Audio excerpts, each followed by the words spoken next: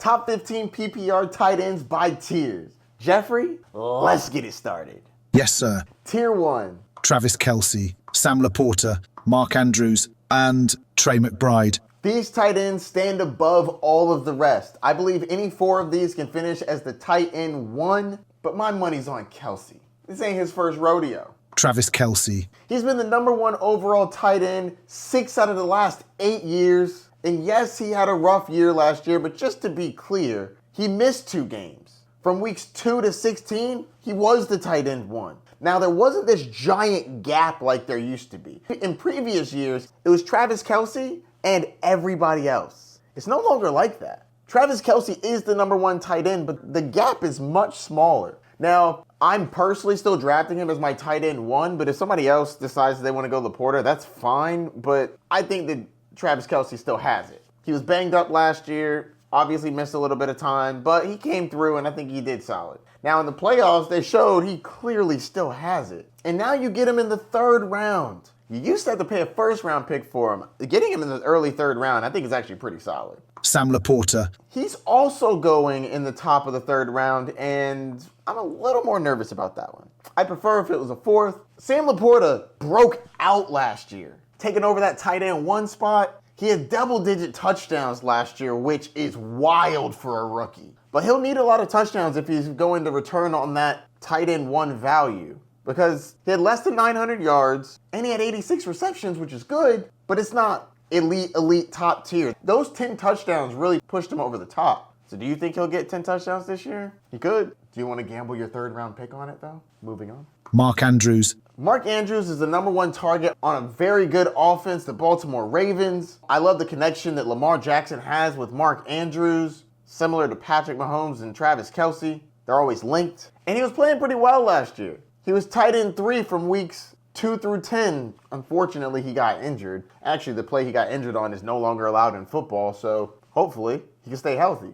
One of the benefits of Mark Andrews is you get him almost a full round later, in the back of the 4th. I like that price a lot more than top of the 3rd. Trey McBride. Trey McBride burst onto the scene last year. He was tight end 4 from week 6 to 18. He'll be the number 2 target on this offense now that Marvin Harrison Jr. is there, and I'd be stoked to have him. He's honestly my favorite tight end target to go after. You get him in the back of the 4th round for a tight end that can fight for the number 1 spot. Love it. Moving on. Tier 2. Dalton Kincaid and Evan Engram. Let's start with Dalton Kincaid. With Stephon Diggs gone, there's a bunch of targets that are now available. I think those will get spread out, but this kid was drafted to be one of the best targets on the team, and I think this year he steps up. Rookie tight ends don't tend to be as involved. Sophomore tight ends, they start to pick up, but I think that he's going to have to be more involved because they're not going to have much of a choice. They've drafted a rookie in Keon Coleman at the wide receiver spot, but other than that, it's a bunch of mid everywhere.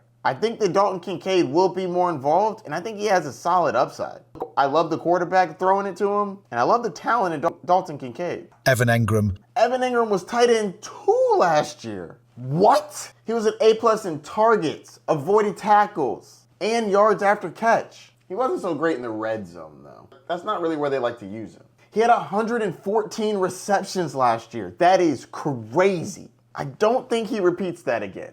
Yes, Calvin Ridley left, but they did draft Brian Thomas Jr., who I think is going to soak up a decent amount of targets. They just paid Gabe Davis, and Christian Kirk should be healthy. So I don't think he's going to be able to rely on the massive target share, which is why he's slightly lower than some people have him. I still think he's going to be a really good tight end. I think he's going to be better at the beginning of the year compared to the end of the year, because Brian Thomas Jr. and Gabe Davis are both going to have to get used to the offense and get worked in, whereas Trevor Lawrence has already been working with Evan Engram, so I think that he's going to be one of the go-tos at the beginning of the season. But as the season goes on, I think he might start to decline a bit. I still think he's going to be viable. I think that he is a safe tight end pick. I don't see him in that top tier where he could be the tight end 1, but I do think that he'll give you solid tight end value. I still have him getting over 100 receptions. I just don't think he has that ceiling that some other guys may have. I think that their ADP is solid. You're getting Dalton Kincaid in the 5th. He does have the upside to where there's a world where he can be considered in that top conversation if he is the number 1 for Josh Allen. Whereas Evan Ingram is going in the back of the 6th, early 7th. You're grabbing a tight end in the 6th, 7th range that could get you possibly 100 receptions. I think that's fantastic value. Moving on. Tier 3. George Kittle, Kyle Pitts, Jake Ferguson, and David Njoku. The average draft position for Tier 3 range from the back of the 5th with George Kittle and the top of the 8th with David Njoku and Jake Ferguson. That's a pretty decent range. George Kittle. George Kittle's been a top 5 tight end 5 of the last 6 years. Him being ranked this low has nothing to do with talent. It's all about opportunity. He's one of the best tight ends in the league, point blank, period. He's also an elite blocker, which is why Kyle Shanahan likes to use him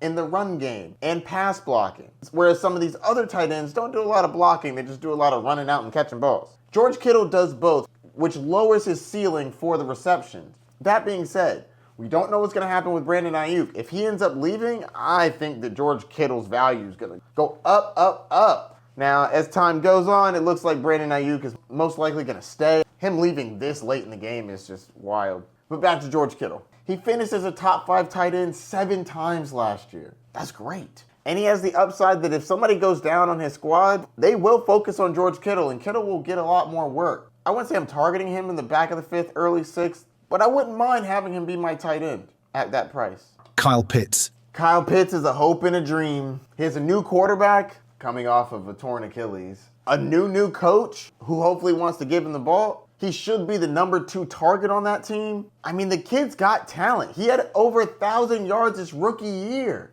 Just hasn't done much since. In November of 2022, he tore his MCL. Yes, that ended his season in 2022, but it looked like he was still hampered in 2023. I believe this year, coming in healthy with a new quarterback, a new offensive scheme, I think Kyle Pitts had some upside. But you're going to have to pay for that because he's going at the top of the 6th round. So do you believe? I don't know how I feel. I think he can be great. But what is it? Fool me once, shame on me. Fool me twice, shame on you. Fool me 3 times? Who's the shame on then? I'm just kidding. I actually think Kyle Pitts should be fine. I think the 6th round you're gambling on, he's going to be very good. So if you believe it, grab him. I don't know if I'm rolling that dice. Not in the 6th round. I like a lot of players in the 6th round. Jake Ferguson.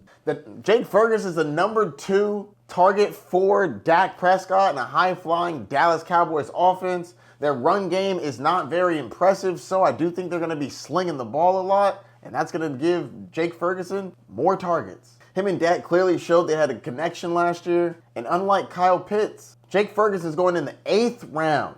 Yes, please. I get a tight end on a high-flying offense in the 8th round? Sign me up. David Njoku. This one makes me nervous. And it has nothing to do with David Njoku. I think he's really talented. I really like him as a player. He's super tough, hard to bring down. You got to trust Deshaun Watson, and I don't like trusting Deshaun Watson. Not Browns Deshaun Watson. Back in the day, you got the Texans where he was balling, but now that he's on the Browns, I really haven't seen anything from him. Plus, he's already banged up, and I don't trust their backups, but there's no denying he was great last year. He was tight end 5 weeks 1 through 17, and during the playoffs, when it really mattered for you, weeks 14 through 17, he was the tight end 1 with Joe Flacco slinging that ball. So it has nothing to do with him. It's Deshaun Watson going to be able to get it to him. He's the last tight end that I think has any real semblance of upside. Because if he's healthy and Deshaun Watson plays well, he will be very good. He's extremely talented. All comes down to whether or not Deshaun Watson can get him the ball. Next. Tier 4. Dalton Schultz, Pat Fryermuth, and Dallas Goedert. This tier of tight ends are if you're punting the position. Dalton Schultz. There's a lot of mouths to feed in Houston. Though I think that he's a solid tight end, I don't think he's going to get the workload to matter. Pat Fryermuth. This offense is the definition of mid. They'll be slightly above 500 with tough defenses in their division. I think that Pat Fryermuth will be an outlet to Russell Wilson, assuming he's the quarterback. But I don't think he really has any upside. Dallas Goedert. Same with Dallas Goedert. It's crowded. You got A.J. Brown, Devonta Smith, and now you have Saquon Barkley catching balls out of the backfield, and they just signed Jahan Dotson. I just don't think that Dallas Goedert has really any upside. He'll have ebbs and flows, but he won't be consistent. These are solid tight ends if you're punting the position and you're going to grab them rounds 10 or later.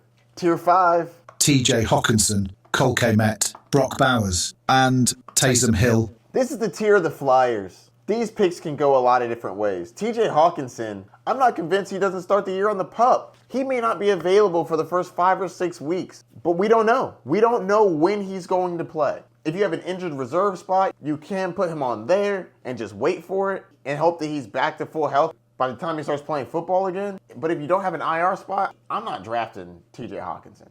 I just don't see the path of me holding somebody for however many weeks until he not even just gets back to playing, but he also needs to get back to being great. He's an elite tight end, but this is a major injury.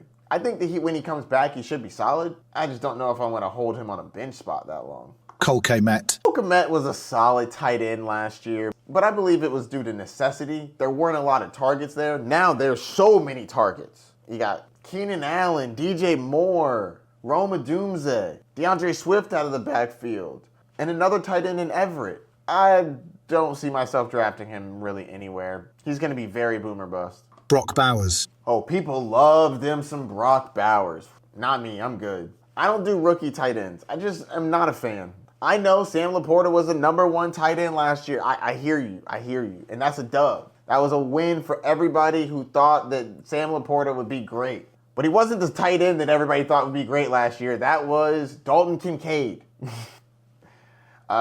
Brock Bowers is going in the back of the 7th round. That's too rich for my blood. I'm good. I'm pretty much out on him. I hope that he plays well. I just don't see myself giving up a late 7th, early 8th round pick on a tight end that I don't even like the offense. It's a bad offense with a bad quarterback. And I don't even think he's a second option. Devontae Adams, then Jacoby Myers. I don't think that he gets the targets over them. I think he gets targets over Michael Mayer, but I don't even know why they drafted him if they were just going to pick up this kid a year later. Now, I know the reason they drafted Brock Bowers is because he fell to them and they weren't expecting it. They took the best available. I feel you, but you have a bad offense. You have bad quarterback play, and I'm not drafting a tight end on a bad offense that might be the #3 option. Hard pass. Taysom Hill. Taysom Hill's a Swiss Army knife, man. You can get him in the 14th round. You really don't have to worry about people taking him because most people aren't even thinking about Taysom Hill. I love me some Taysom Hill. If I miss out on all of the tier 3 and tier 4 players going into the year with Taysom Hill, I'm not happy about, but he has more upside than everybody else. He could play quarterback. He could play running back. He will play tight end, but it'll be like a combination of the 3. You never know when you're going to get a boom game from him. So in the preseason, he had 5 carries for like 20-something yards and a touchdown. Let's go. What other tight end are rushing in touchdowns? That's what I'm talking about. But like I said, this whole tier, Flyers. Now let's do a summary of all these tiers. Top 15 PPR tight end tiers. Tier 1. Travis Kelce, Sam Laporta, Mark Andrews, and Trey McBride. Tier 2. Dalton Kincaid and Evan Engram. Tier 3. George Kittle, Kyle Pitts, Jake Ferguson, and David Njoku. Tier 4. Dalton Schultz, Pat Fryermuth, and Dallas Goedert. Tier 5. TJ Hawkinson, Cole Kmet, Brock Bowers, and Taysom Hill. So what'd you think? Who's too high? Who's way too low? Let me know down in the comments. There's a lot more where this came from. Had to make sure I got my updated rankings out of here. If you're new to fantasy football and you need help on the basics, click here, my fantasy football training guide. If you're ready to jump into some mock drafts, click right over here. My rankings are also on my YouTube channel. So if you need me, let me know. Good luck in your drafts this week. Peace.